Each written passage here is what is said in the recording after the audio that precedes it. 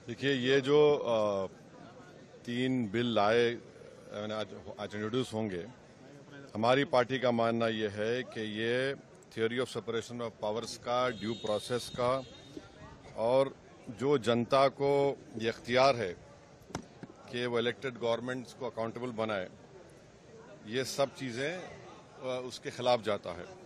Separation of powers आप देख लीजिए कि एग्जीक्यूटिव एजेंसीज को फ्री रन मिल जाएगा कि वो खुद जज, जूरी और एग्जीक्यूशनर हो जाएंगे, और मुख्यमंत्री को हटाना है तो असेंबली में हटाते हैं।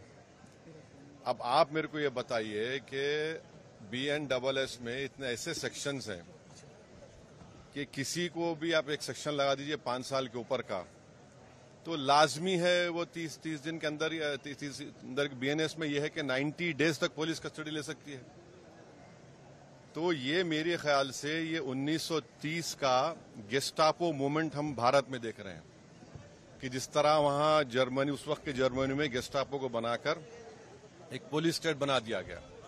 अब चीफ मिनिस्टर अकाउंटेबल नहीं होगा जनता को, बल्कि चीफ मिनिस्टर अकाउंटेबल होगा इन्वेस्टिगेटिंग एजेंसीज को। हमारे देश में SI से लेकर, इंस्पेक्टर से लेकर, ACP बोलिए, DYSP बोलिए, DCP बोलिए, एडिशनल CP, DGP तक कौन बनाता है इनको? रूलिंग पार्टी बनाती है। IT के ऑफिसर कौन बनाता है? ED के, CBI को रूलिंग पार्टी बनाती है। आप बताइए फिर कहां इंडिपेंडेंस रहेगा इन लोगों का? आप कैबिनेट के 6-7 लोगों को केस लगाइए, 30 दिन डालिए अंदर जेल में, गवर्नमेंट गिर गई उनकी। तो ये असल मकसद वो है, ये अनकॉन्स्टिट्यूशनल। अच्छा, उस बिल में ये भी है कि प्राइम मिनिस्टर को कौन अरेस्ट करेगा? प्राइम मिनिस्टर को बताइए।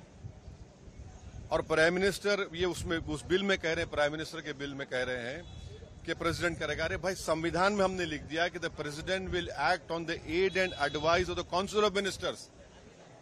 ये उसका कॉन्ट्रडिक्शन। दूसरा, गवर्नर को आप इख्तियार दे रहे हैं, गवर्नर आप अपॉइंट करते हैं। तो ऑल इन ऑल ये हमारी डेमोक्रेसी के लिए, ड्यू प्रोसेस के लिए, बल्कि भारत को एक पुलिस स्टेट बनाने का काम बीजेपी सरकार करना चाहती है इन तीनों बिलों के जरिए, जिसकी हम पुरजोर इसकी मुखालिफत करेंगे।